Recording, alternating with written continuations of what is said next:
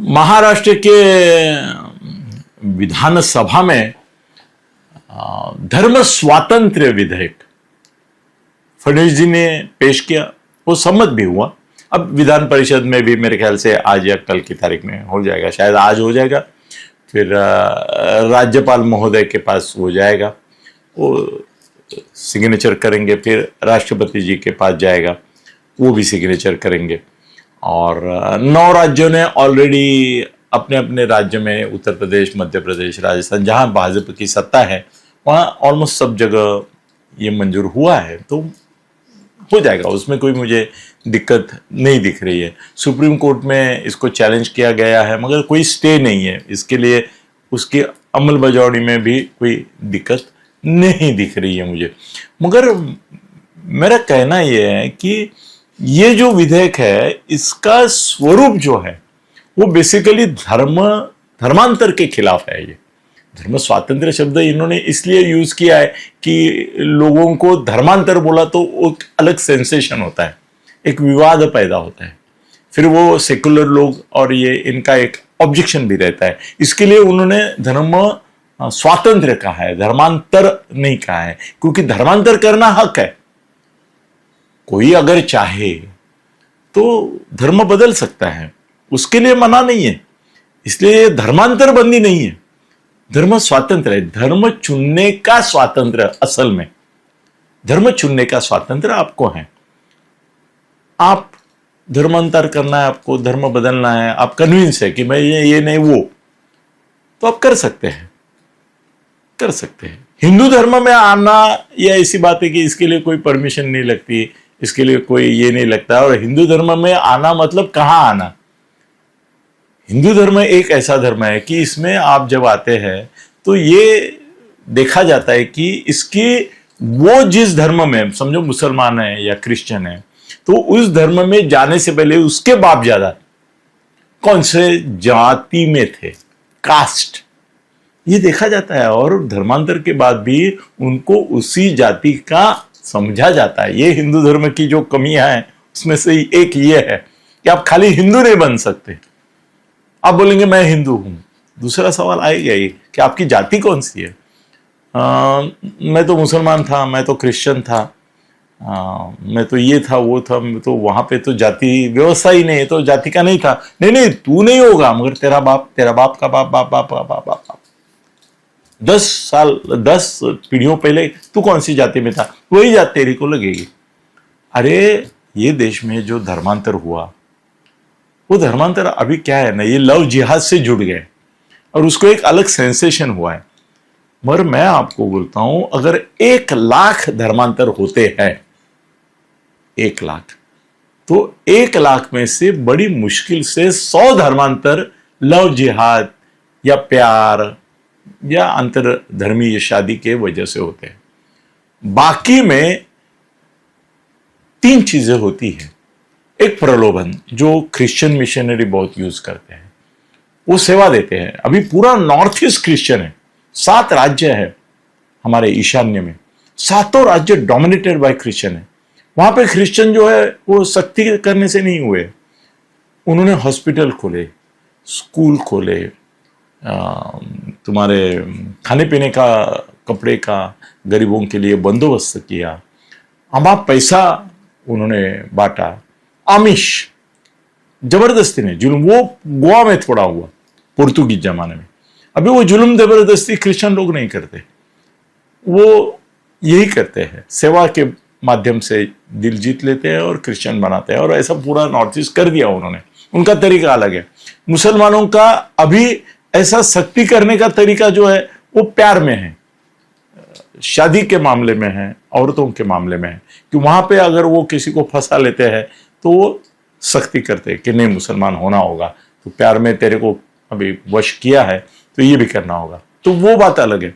मगर फिर भी इस देश में ये बात अपने को मान्य करनी पड़ेगी कि ज्यादातर जो धर्मांतर हुए वो धर्मांतर जाति व्यवस्था, जो हिंदू धर्म का एक अविभाज्य घटक था और आज कानूनी तौर पर नहीं होने के बावजूद, है भी ना, जात का उल्लेख तो करते हैं ना, बीसी है, ओबीसी है, ये आदिवासी है, ये जात का उल्लेख तो हमारे इसमें भी पर्चे में भी सरकारी होता ही है ना कि जात कौनटी है ना, है कि नहीं। तो धर्मांतर जो हुआ ना भारत में, वो ज्यादा से ज्यादा जातीय व्यवस्था में जो अन्याय, शोषण, अत्याचार, बहिष्कृतता और समाज से दूर ढकलने की प्रक्रिया, हम दूर ढकल दिए लोगों को, करके भी गए मुस्लिम धर्म में, क्रिश्चियन धर्म में, ऐसे लोगों की कमी नहीं है।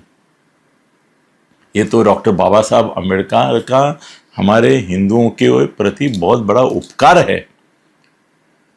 बाबा साहेब अम्बेडकर जी का नाम हिंदुओं को कृतज्ञता से लेना चाहिए कि उनके सामने मुस्लिम समाज का प्रस्ताव था कि आप मुसलमान बन जाइए।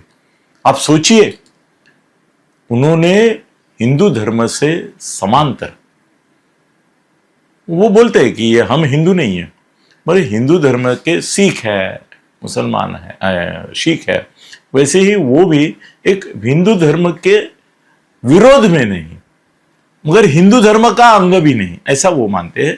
वो बौद्ध धर्म स्वीकार किया है। ये डॉक्टर बाबा साहेब आम्बेडकर की हिंदुस्तान को, भारत को सबसे बड़ी योगदान है, दान है, देन है। नहीं तो क्या संघर्ष में आप जाते थे, सोच के देखो। मगर उनको भी हिंदू धर्म मैंने छोड़ दिया, मैं अब हिंदू नहीं, ऐसा उन्होंने बोला। ये ध्यान में रखो, जाति व्यवस्था के कारण हम लोगों को धर्मांतर के लिए सालों से नहीं, सदियों से प्रवृत्त किए हैं, सदियों से किए। तो हमारी जाति व्यवस्था हम वैसे ही रखेंगे, उसमें संघर्ष रखेंगे, शोषण रखेंगे, अन्याय रखेंगे, उनको बहिष्कृत करेंगे, उनको नीच समझेंगे, शूद्र समझेंगे, उनसे बर्ताव इस तरीके से नहीं करेंगे। अभी शहर में छोड़ो, शहर में शादी के लिए जब होता है तब ये होता ही है।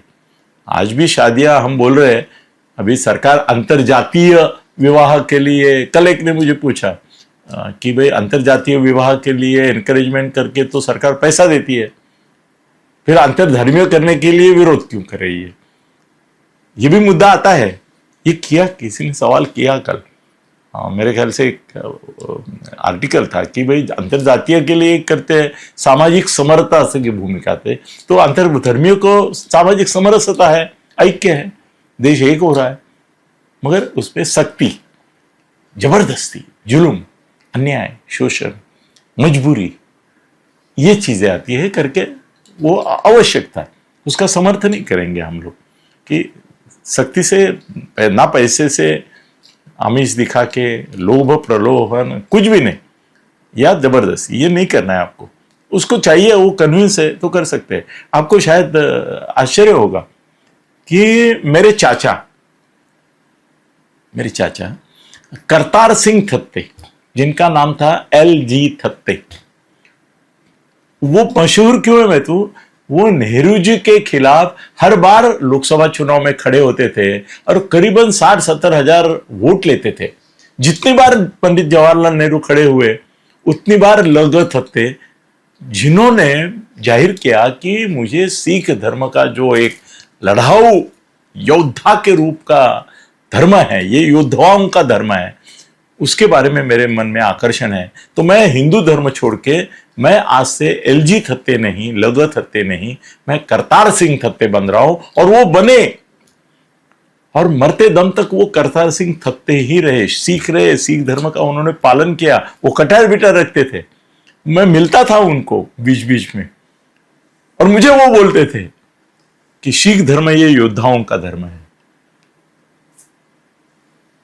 तो उन्होंने स्वीकार किया था। कई लोग हैं, कई मेरे पहचान में हैं जिन्होंने स्वीकार किया है, दूसरा धर्म स्वीकार किया है।